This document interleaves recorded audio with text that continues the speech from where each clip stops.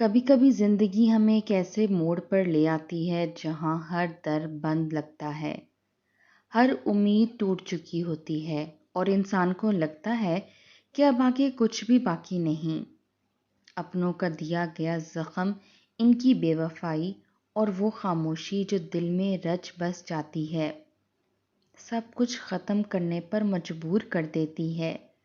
لیکن بعض اوقات انہی ٹوٹے لمحوں میں اللہ ایک ایسا رشتہ، ایک ایسی روشنی ہمارے سامنے لے آتا ہے جو نہ صرف ہمیں جینے کا حوصلہ دیتی ہے بلکہ ہماری پوری تقدیر بدل دیتی ہے۔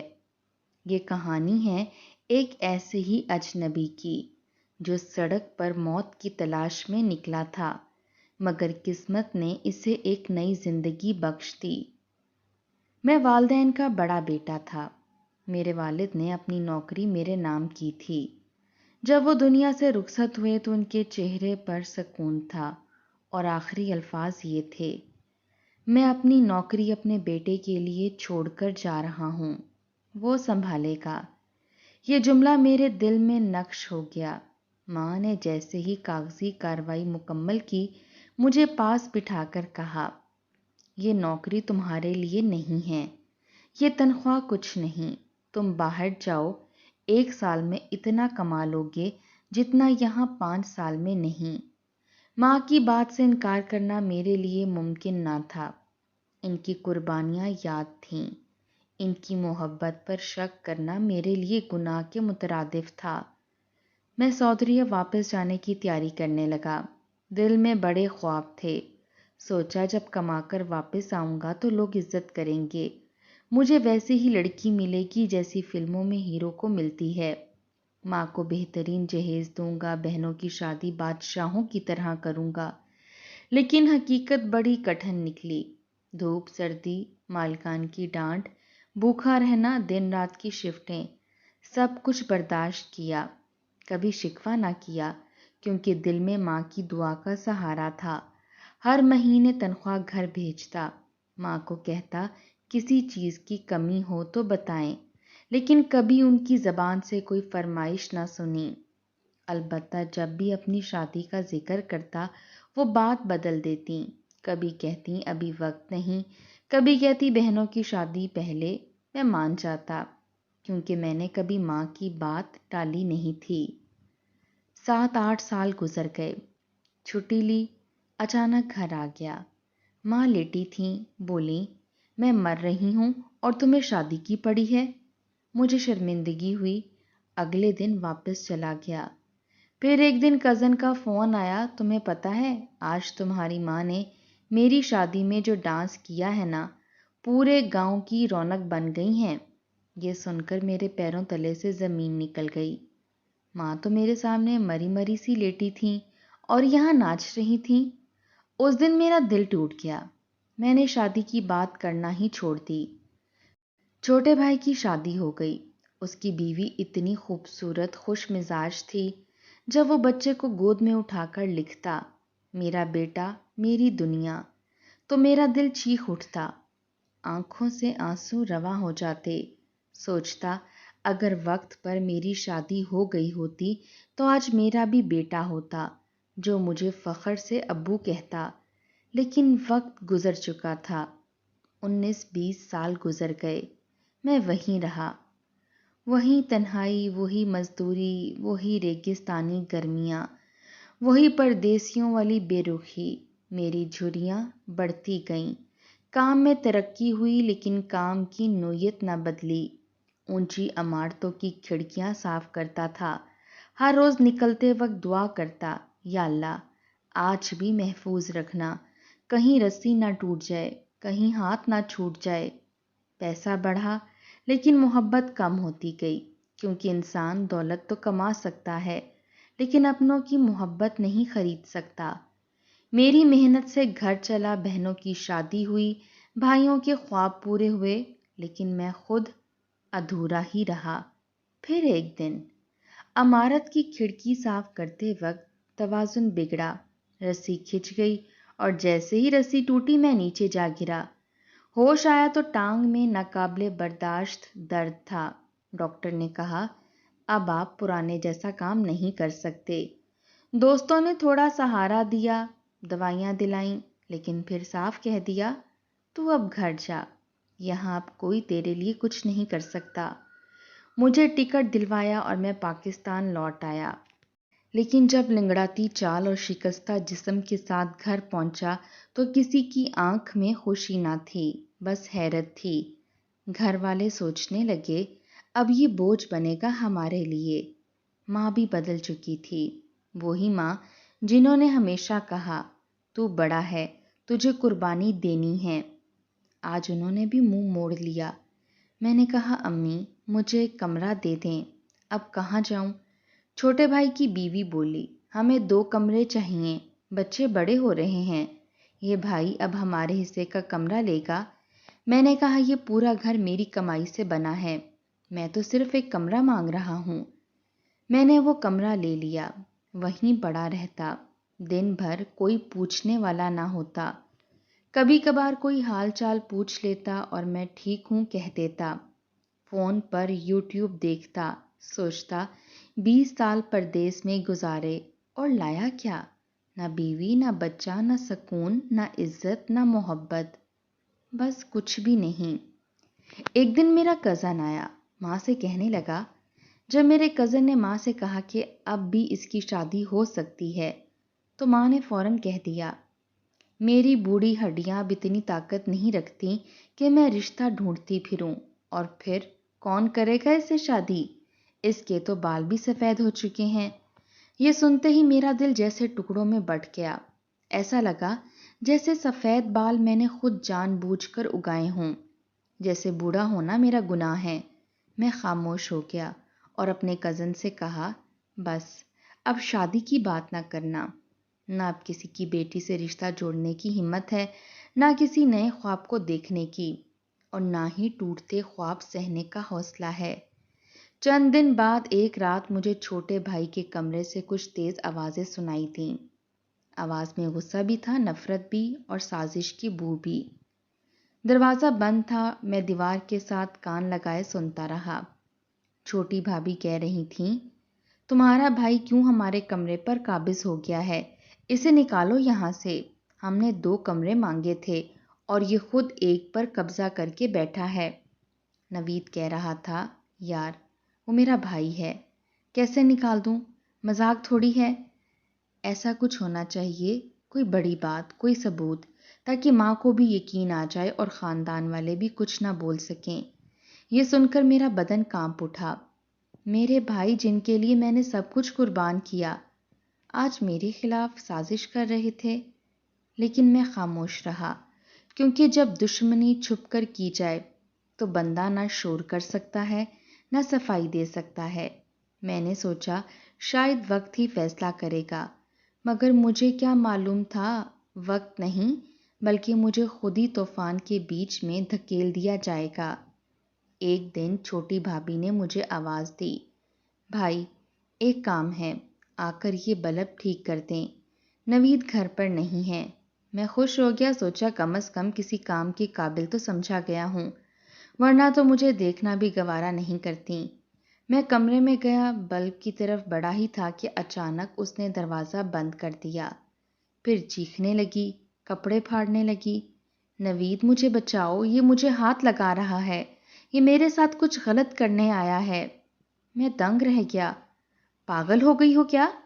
تم نے خود بلایا تھا مجھے، لیکن وہ چیختی رہی جیسے میں کوئی درندہ ہوں۔ میں دروازے کی طرف بھاگا، جیسے ہی باہر نکلا سامنے نوید اور میرا دوسرا بھائی کھڑے تھے۔ ان کی آنکھوں میں نفرت تھی، گویا میں مجرم ہوں۔ کہنے لگے شرم آنی چاہیے، شادی نہیں ہوئی اس کا مطلب یہ تھوڑی ہے تم گھر کی عورتوں پر نظر رکھو۔ میں بے بس ہو گیا، اللہ کا خوف کرو، میں نے کچھ نہیں کیا، اس نے خود بلایا تھا۔ کہنے لگے کیوں بلائے گی وہ، اس کا شوہر جوان ہے، پھر تمہیں کیوں؟ میں چلاتا رہا، یہ سب جھوٹ ہے، ایک سازش ہے مجھے نکالنے کی، لیکن کسی نے میری بات نہیں سنی، کیونکہ لوگوں کو وہی سنائی دیتا ہے جو وہ سننا چاہتے ہیں۔ پھر حکم آیا آدھی رات ہو گئی ہے، اب نکل جاؤ۔ میں نے کہا کہاں جاؤں، یہ میرا اپنا گھر ہے۔ بولے یہ اب ہمارا مسئلہ نہیں، اور مجھے دھکا دے کر نکال دیا، جیسے میں کوئی چور ہوں، کوئی گنہگار۔ میں باہر نکلا تو میرا پورا وجود لرز رہا تھا، دیوار سے لگ کر بیٹھ گیا۔ سوچتا رہا، یہ سب کیا میرے ساتھ ہو رہا ہے؟ کیا میں واقعی اس گھر میں رہنے کے قابل نہیں رہا؟ میری آنکھیں برسنے لگیں، میرا دل سوالوں سے چھلنی تھا۔ کیا میرے 20 سال کی قربانی کا یہی صلہ تھا؟ کیا میرا جرم بس اتنا تھا کہ میں نے محبت میں ایک کمرہ مانگا تھا؟ میں سڑک پر نکل آیا، اکیلا، بے یار و مددگار۔ میرے قدم لڑکھڑا رہے تھے، میرے جسم میں وہ طاقت باقی نہ رہی تھی جو برسوں تک کھڑکیاں صاف کرتی رہی تھیں۔ بارش اور ٹھنڈ میں بھیگتا کانپتا چپ چاپ چلتا جا رہا تھا۔ دل میں صرف ایک دعا تھی، یا اللہ بس کر دے، مجھے موت دے دے۔ اب نہ جی سکتا ہوں، نہ مر سکتا ہوں، نہ کسی کو سمجھا سکتا ہوں۔ پھر میں سڑک کے بیچ میں آ گیا، سوچا کوئی گاڑی آئے مجھے کچل دے، یہ درد ختم ہو جائے۔ اچانک ایک گاڑی کی ہیڈ لائٹس نظر آئیں۔ میں اس روشنی کی طرف بڑھنے لگا جیسے وہی میری رہائی ہو۔ دل زور سے دھڑکنے لگا، سوچا بس سب ختم ہو جائے گا، لیکن گاڑی میری توقع کے خلاف رک گئی۔ دروازہ کھلا، ایک عورت باہر نکلی۔ وہ میری طرف آئی، چہرے پر حیرت، آواز میں غصہ بھی تھا اور ہمدردی بھی۔ کہنے لگی، یہ کیا کر رہے ہیں آپ سڑک کے بیچ میں کیوں چل رہے ہیں؟ کیا آپ خود کو مارنا چاہتے ہیں؟ آپ کی زندگی کی کوئی قیمت نہیں؟ وہ بولتی رہی، لیکن میں سن نہ سکا، بس اس کو دیکھتا رہا، جیسے کسی اجنبی نے میرا درد پہچان لیا ہو۔ میں کچھ نہ بول سکا، بس پتھر کی طرح کھڑا رہا۔ پھر اچانک میری آنکھوں کے سامنے اندھیرا چھا گیا، میرے جسم نے ساتھ چھوڑ دیا اور میں بے ہوش ہو گیا۔ جب میری آنکھ کھلی تو میں ایک نہایت نرم بستر پر تھا۔ ایسا نرم بستر شاید میں نے کبھی محسوس نہیں کیا تھا۔ کمرے میں ہلکی ہلکی روشنی تھی اور خاموشی چھائی ہوئی تھی، مگر دل میں ایک عجیب سا سکون تھا، جیسے کوئی بہت بڑا بوجھ اتر گیا ہو۔ میرے قریب ایک ڈاکٹر بیٹھا تھا جو میری نبض چیک کر رہا تھا، اور سامنے وہی عورت کھڑی تھی جو مجھے سڑک پر ملی تھی۔ وہ ڈاکٹر سے پریشانی کے عالم میں پوچھ رہی تھی، یہ کیسا ہے؟ کوئی خطرہ تو نہیں؟ ڈاکٹر نے نرمی سے جواب دیا، فکر کی کوئی بات نہیں، اس کی طبیعت سنبھل رہی ہے، بس اس کا بلڈ پریشر بہت نیچے چلا گیا تھا، اسی لیے بے ہوش ہو گیا، لیکن اب سب کچھ ٹھیک ہو جائے گا۔ وہ عورت مطمئن ہوئی اور میرے چہرے کو اس طرح غور سے دیکھنے لگی جیسے کسی انجان شخص کو نہیں، بلکہ کسی پرانے زخم کو پڑھنے کی کوشش کر رہی ہو۔ کچھ دیر بعد ڈاکٹر چلا گیا، اب کمرے میں صرف میں اور وہ عورت موجود تھے۔ وہ بڑی نرمی سے میری طرف دیکھ رہی تھی، اس کی آنکھوں میں ایک عجیب سی اپنائیت تھی، جیسے برسوں کی پہچان ہو، جیسے کوئی کھویا ہوا رشتہ دوبارہ مل گیا ہو۔ اس نے تھوڑا مسکرا کر اپنا تعارف کروایا، میرا نام گلشن آرا ہے، یہ گھر میرا ہے اور میں یہاں اکیلی رہتی ہوں۔ یہ سن کر مجھے کچھ حیرت ہوئی، اتنا شاندار گھر اور اس میں تنہا عورت؟ مجھے لگا اس کے پیچھے کوئی کہانی چھپی ہے۔ پھر اس نے پوچھا، آپ میری گاڑی کے سامنے کیوں آ گئے تھے؟ آپ سڑک کے بیچوں بیچ کیوں چل رہے تھے؟ میں نے اس کی آنکھوں میں دیکھ کر جواب دیا، اس سے پہلے آپ یہ بتائیں کہ آپ اتنی رات گئے گاڑی لے کر کیوں نکلی تھیں؟ وہ مسکرائی اور نرمی سے بولی، پہلے آپ میرے سوال کا جواب دیں تو بہتر ہوگا۔ میں نے نظریں جھکا لیں اور اپنی ساری حقیقت سنا دی۔ دل میں دبی ہوئی وہ تمام تکلیفیں جو برسوں سے اندر دفن تھیں، الفاظ کی صورت باہر آ گئیں۔ میں نے اسے بتایا کہ میں اپنی زندگی ختم کرنا چاہتا تھا، کیونکہ مجھے لگتا تھا کہ اس دنیا میں میرے لیے کچھ نہیں بچا۔ اپنے ہی گھر سے نکال دیا گیا تھا، اپنے ہی لوگوں نے دھوکہ دے کر بے دخل کر دیا۔ اب میں کہیں کا نہیں رہا تھا، اسی لیے سڑک کے بیچوں بیچ چل رہا تھا تاکہ کوئی گاڑی مجھے مار دے اور میری زندگی ختم ہو جائے۔ میری بات سن کر وہ کچھ دیر خاموش رہی، جیسے الفاظ تلاش کر رہی ہو، پھر کہنے لگی، میں بھی آج اسی نیت سے نکلی تھی۔ پھر اس نے بتایا کہ اس کا شوہر 6 ماہ پہلے دنیا سے چلا گیا تھا۔ تب سے وہ تنہائی میں ڈوبی ہوئی تھی۔ بڑا سارا گھر تھا، کئی کمرے، دولت، آرام، آسائش، لیکن ایک ایسی تنہائی جو انسان کو اندر ہی اندر کھا جاتی ہے۔ اس نے کہا کہ وہ بس یوں ہی گاڑی چلاتی رہے گی اور جب ہمت ختم ہو جائے گی تو بس اسٹیئرنگ سے ہاتھ ہٹا لے گی، پھر جو ہوگا قسمت جانے۔ اس کی بات سن کر میں بھی حیران رہ گیا۔ ہم دونوں ہی اس رات موت کی تلاش میں نکلے تھے۔ ہم دونوں ہی اندر سے ٹوٹ چکے تھے۔ شاید ہی اللہ کی مرضی تھی کہ ہم دونوں ایک دوسرے سے ملیں۔ کچھ دیر ہم خاموش رہے، لیکن اس خاموشی میں بھی ایک سکون تھا، ایک نیا احساس، زندگی کی طرف لوٹنے کی پہلی سیڑھی۔ گلشن آرا نے کہا، اگر آپ چاہیں تو چند دن یہاں رک سکتے ہیں، ویسے بھی آپ کی حالت ایسی نہیں ہے کہ تنہا باہر جا سکیں، نہ آپ کا پاؤں ٹھیک ہے نہ طبیعت۔ میں نے شکریہ ادا کیا اور رک گیا۔ کچھ دنوں میں ہم دونوں قریب آ گئے۔ چائے پینا، کھانا کھانا، چھوٹی چھوٹی باتیں کرنا، سب معمول بن گیا۔ ہم اپنے دکھ ایک دوسرے کے ساتھ بانٹنے لگے، جیسے برسوں کی پہچان ہو۔ ایک دن اس نے میری طرف دیکھا اور کہا، میں آپ سے کچھ کہنا چاہتی ہوں۔ میں نے کہا، جی کہیے۔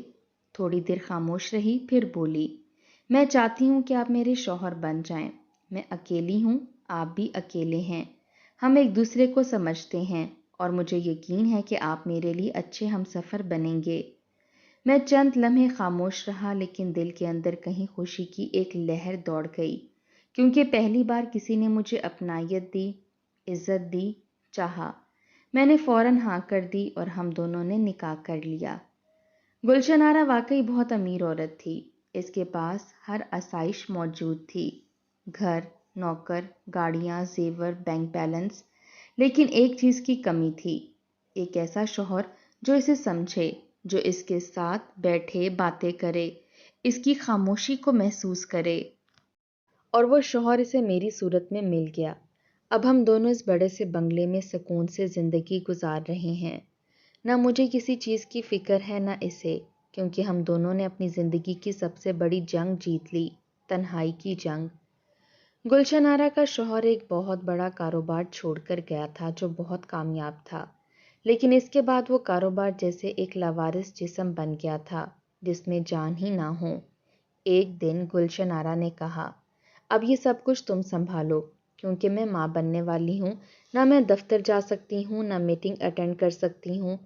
میں نے دفتر جانا شروع کیا، چند ہی مہینوں میں سارا نظام میری سمجھ میں آ گیا۔ میں نے نئے انداز سے اسے چلایا، دن رات محنت کی، کیونکہ اب وہ سب کچھ صرف اس کا نہیں میرا بھی تھا۔ اور پھر ایک دن وہ لمحہ آیا جو میری زندگی کا امتحان تھا۔ آج آفس میں انٹرویوز ہو رہے تھے، میں اپنی ٹیم کے ساتھ موجود تھا، امیدوار آتے جا رہے تھے اور انٹرویوز ہوتے جا رہے تھے۔ تبھی مجھے بتایا گیا کہ جس لڑکے کو اندر بلایا جا رہا ہے وہ کوئی اور نہیں، میرا چھوٹا بھائی تھا۔ وہی بھائی جس نے آدھی رات کو مجھے دھکے دے کر ماں کے سامنے گھر سے نکالا تھا۔ وہ اندر آیا، مجھے دیکھ کر چکرا گیا، بولا، آپ یہاں؟ آپ تو لگ رہے ہیں جیسے مالک ہوں اس کمپنی کے۔